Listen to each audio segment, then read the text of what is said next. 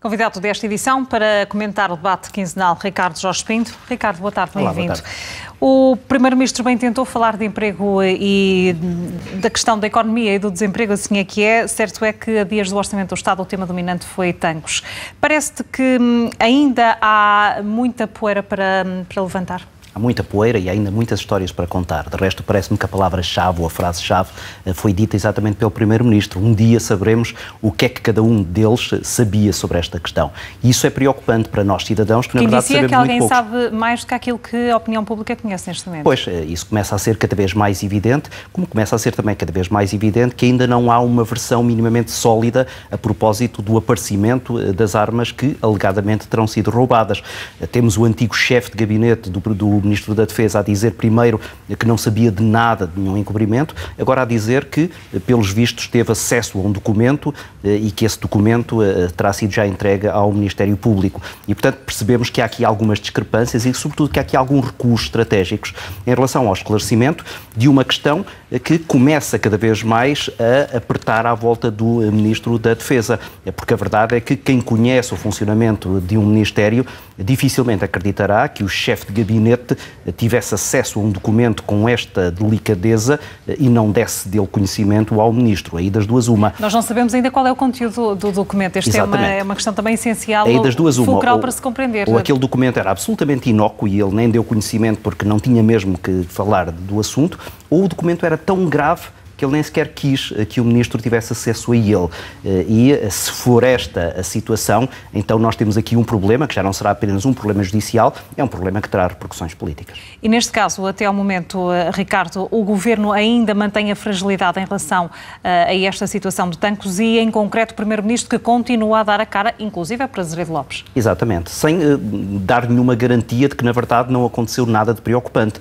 Porque aquilo que o Primeiro-Ministro continua a dizer é que não tem conhecimento do que é que terá sucedido, ou seja, ele nunca disse de forma absolutamente clara que tem a certeza inabalável de que o Ministro da Defesa nada sabia sobre esta questão. Aquilo que ele continua a repetir é que ele, ao que sabe, o Ministro da Defesa não teve conhecimento destas matérias. E isto faz uma enorme diferença do ponto de vista político, porque a questão que depois se coloca é se o Ministro da Defesa teve conhecimento, será que o Primeiro-Ministro também não teve? Então aí teremos um problema com uma gravidade política ainda maior do que aquela que neste momento se desenha. Antevês, por isso, que este problema não esteja ainda estancado, poderá haver consequências com demissões relacionadas com este caso, desde logo do Ministro da Defesa, a breve trecho, Ricardo? Pois não sabemos, porque na verdade aqui está em segredo de justiça e nós sabemos que a justiça tem o seu próprio tempo e que esse tempo geralmente é demorado. Ou seja, podemos chegar a uma situação, não é nem de perto nem de longe o tempo da política, muito menos o tempo dos média. E portanto pode acontecer que, se não houver fugas de informação, apenas tenhamos conhecimento daquilo que verdadeiramente aconteceu, quando eventualmente o Ministro da Defesa já nem sequer ocupar esse cargo. Ricardo, a marcar o debate também uma nomeação polémica, pelo menos para a oposição, que aponta dedo ao Governo, relacionada com a ERSE, a entidade que regula o setor energético, e com a escolha do deputado Carlos Pereira para integrar essa mesma entidade. Estão dadas as justificações ou parece-te que o parecer que o Governo aguarda pode não ser favorável à nomeação? Pois, falta agora saber. Há aqui dois pareceres. Um nós já o conhecemos, é o parecer técnico, chamemos-lhe assim, é aquele que olha para o perfil da pessoa e diz se ele tem ou não tem qualificações para ocupar aquele cargo, se tem ou não tem um cadastro que recomenda a sua objeção, e aparentemente aqui há já uma luz verde. Há depois agora um outro patamar, que é um patamar político, isto é, a observação do Parlamento relativamente ao perfil da pessoa. E já percebemos que não vai haver aqui consenso relativamente a esta matéria, porque vai-se pegar em dois aspectos que foram hoje mencionados. Um é, não havendo aqui um trajeto político associado a esta área da energia, se a pessoa tem verdadeiramente capacidade para ocupar o lugar, e em segundo lugar, que é o aspecto que me parece mais importante, se ele será suficientemente isento, tendo em conta que vai ocupar um lugar de um regulador que tem que ser exatamente independente de qualquer pressão. Agora, como João Galamba respondeu a Fernando Negrão,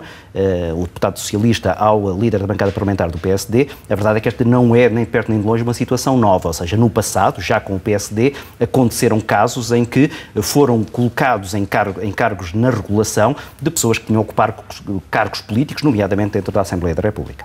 Ricardo, a marcar também o debate, ou pelo menos por lá passou um tema que está também na atualidade relacionado com os vistos gold, a propósito de um relatório que se sabe da transferência Transparência Internacional, que sabe que Portugal poderá estar aqui a servir para alguns crimes económicos através desta via, deste programa que é, como sabemos, polémico. O Bloco insiste no fim do programa. O Governo diz que não é para já. É um assunto incómodo também para este Partido Socialista aliado com a esquerda? É um assunto incómodo, em primeiro lugar porque os seus aliados claramente não estão de acordo, em segundo lugar porque, na verdade, relativamente a esta matéria, PS e PSD estão muito próximos e não querem assumir essa proximidade. Quer um, quer outro, tiveram aqui um papel muito relevante na aprovação da legislação para estes visto gold, mas também diga-se que quer um, quer outro têm vindo a recuar. Eu recordo que já no final da última legislatura, ainda com Pedro Passos Coelho como Primeiro-Ministro e Paulo Portas com um poder acrescido sobre esta matéria, tinham feito algumas alterações ao próprio programa dos vistos gold, reconhecendo que, na verdade, havia ali algumas arestas a limar. O que António Costa agora propõe é voltar a olhar para essa matéria, não em sede de Orçamento de Estado, mas de forma mais isolada, para ver o que é que ainda se pode fazer, tendo em conta que começam a surgir agora relatórios de organizações não governamentais, a nível internacional, que apontam exatamente as fragilidades da vulnerabilidade a matérias de corrupção. E isso, direta ou indiretamente, acabará por ter um peso na avaliação política que, daqui a algum tempo, mas não agora, se vai fazer sobre esta matéria. Ricardo, começamos precisamente esta entrevista por lembrar que o Orçamento pouco passou por este debate, pelo menos de uma forma marcante. Estamos a muito poucos dias. O Primeiro-Ministro fez, no fundo, uma defesa na introdução daquelas que são as linhas mestras, sublinhando a melhoria dos rendimentos das famílias, os incentivos às empresas e qualificação ao nível dos trabalhadores. Este é, de facto, assim, um caminho tão positivo? Os índices económicos são, na verdade, muito favoráveis ao Governo e, de resto, o próprio PSD já veio admitir que a diminuição do déficit para 0,2, a diminuição do desemprego, tudo isso são sinais que, por muito que a oposição tente explorar, esbarra sempre contra uma parede muito complicada e, portanto, não me parece que seja por aí que a oposição vá tentar atacar o Governo e essa é uma das razões pelas quais, sendo esse o tema central do debate quinzenal de hoje, acabou por ficar, na verdade, um pouco à margem. Depois há uma outra razão também, é que António Costa sabe que vai haver aqui uma negociação que ainda vai ser difícil ao nível da especialidade para este Orçamento de Estado, onde terá que fazer cedências à esquerda em particular. Mas, apesar da questão do Orçamento de Estado não ter sido central neste debate, quanto a mim, na minha interpretação, ficou aqui um sinal muito claro de que esse entendimento já está quase conseguido. E a forma como a esquerda, Bloco de Esquerda e Partido Comunista não atacaram algumas destas questões é um sinal relevante de como estenderão uma passadeira vermelha para António Costa conseguir este último Orçamento de Estado da legislatura. É um assunto que vai marcar também os próximos dias. Ricardo, obrigada pela tua presença.